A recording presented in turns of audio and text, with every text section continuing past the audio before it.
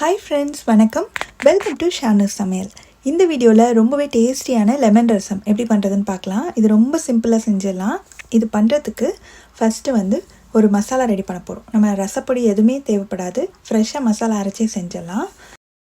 இந்த மிக்ஸி ஜார்ல 1 டீஸ்பூன் மிளகு, 1 டீஸ்பூன் சீரகம், ஒரே ஒரு பச்சை மிளகாய், ஒரு 6 பல் பூண்டு.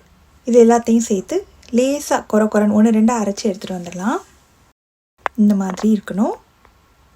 அடுத்து நம்ம ரசம் வைக்க ஆரம்பிச்சிடலாம்.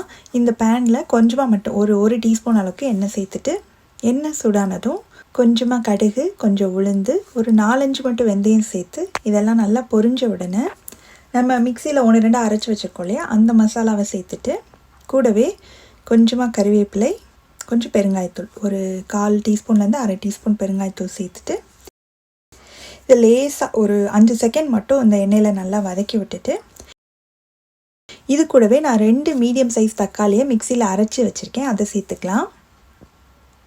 அதுக்கப்புறமா ரசத்துக்கு எந்த அளவுக்கு தண்ணி வேணுமோ அந்த அளவுக்கு தண்ணி சேர்த்துக்கலாம். ஒரு 1-1 1/4 கப் அளவுக்கு தண்ணி சேர்த்துக்கலாம்.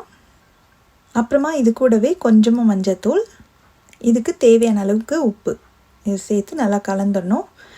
இது அப்படியே இருக்கட்டும்.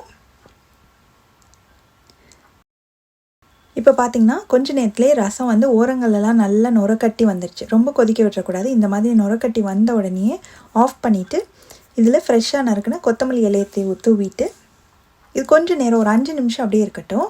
அதுக்கப்புறமா இதில் ஒரு எலுமிச்சம்பழத்தோட சாறு அதை சேர்த்துட்டு இந்த மாதிரி 2 லெமன் ஸ்லைஸ் கட் பண்ணி வச்சுருக்கேன். இந்த மாதிரி லெமன் ஜூஸ் அதுக்கப்புறம் இந்த லெமனும் சேர்க்கும் போது அதோடய ஃப்ளேவர் ரொம்ப நல்லாயிருக்கும். இதையும் சேர்த்து அப்படியே மூடி வச்சிடலாம். அவ்வளோதான். மணக்க ரொம்ப சிம்பிளாக பண்ணக்கூடிய லெமன் ரசம் ரெடி. நீங்களும் இந்த ரெசிபியை கண்டிப்பாக வீட்டில் ட்ரை பண்ணி பார்த்துட்டு எப்படி வந்ததுன்ற கமெண்ட்ஸை மறக்காமல் ஷேர் பண்ணுங்கள். தேங்க்ஸ் ஃபார் வாட்சிங்.